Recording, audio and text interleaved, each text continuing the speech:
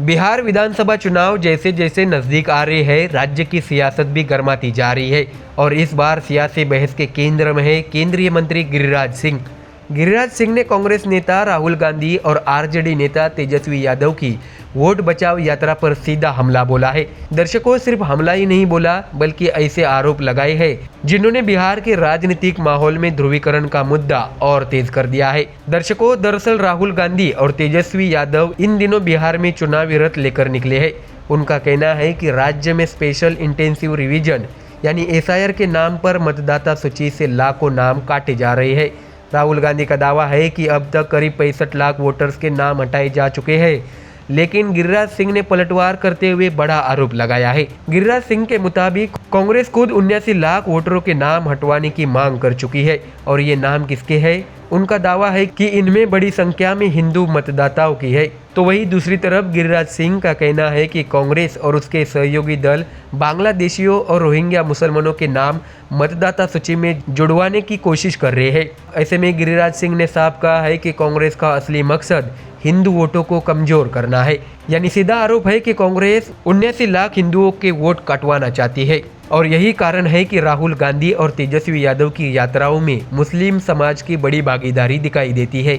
गिरिराज सिंह का कहना है कि यह सब सुनियोजित ध्रुवीकरण की राजनीति है, लेकिन गिरिराज सिंह यही नहीं रुके। उन्होंने एक और बयान दिया जिसने सियासी हलकों में नई बहस छेड़ दी है। ये बयान था झटका मीट को लेकर। दर्शकों, गिरिराज सिंह ने कहा कि मीट का मसला सिर्फ खान पान का नहीं बल्कि सनातन परंपरा से गहराई से जुड़ा हुआ है।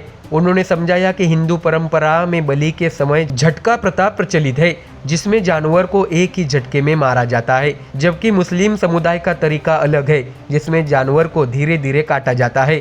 गिरिराज सिंह ने अपील की कि हिंदू अपने धर्म और परंपरा का पालन करे और सिर्फ झटका मीट ही खाए। मुसलमानों को जो खाना है खाए, लेकिन हिंदू झटका मीट ही अपनाए। ऐसे में दर्शकों, अब इस बयान ने मानो आग में घी डालने का काम किया है, क्योंकि बिहार का चुनावी मौसम वैसे ही गर्म है और अब मीट खाने की परंपरा भी राजनीतिक बहस का हिस्सा बन गई है। बीजेपी समर्थक गिरिराज सिंह की इस दलील को सनातन धर्म और परंपरा की रक्षा से जोड़कर देख रहे हैं। उनका कहना है कि हिंदू समाज को अपनी रीति रिवाज और धार्मिक मान्यताओं का पालन करना चाहिए।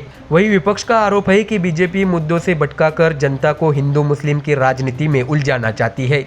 यानी एक तरफ महंगाई, बेरोजगारी और विकास जैसे मुद्दे हैं, दूसरी तरफ ध्रुवीकरण की राजनीति। और अब गिरिराज सिंह के इस बयान के बाद साफ है कि आने वाले दिनों में चुनावी रैलियों और सियासी बहसों में यह मुद्दा और तेज होने वाला है।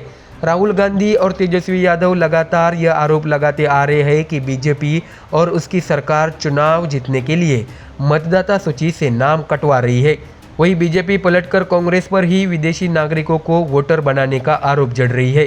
तो दर्शकों, सवाल ये है, क्या बिहार का चुनावी मैदान विकास और रोजगार के सवालों पर सजेगा या फिर धार्मिक ध्रुवीकरण और हिंदू मुस्लिम बहस पर? इतिहास गवाह है कि बिहार की राजनीति में जातीय और धार्मिक समीकरण हमेशा अहम भूमिका निभाते आ रहे हैं और अब गिरिराज सिंह का यह बयान इस बात का साफ संकेत देता है कि इस बार भी हिंदू मुस्लिम और आस्था की राजनीति चुनावी एजेंडे में सबसे आगे रहेगी। ऐसे में कुल मिलाकर चुनावी मौसम है, आरोप प्रत्यारोप का दौर है और आने वाले दिनों में बिहार की सियासत और गरमाने वाली है।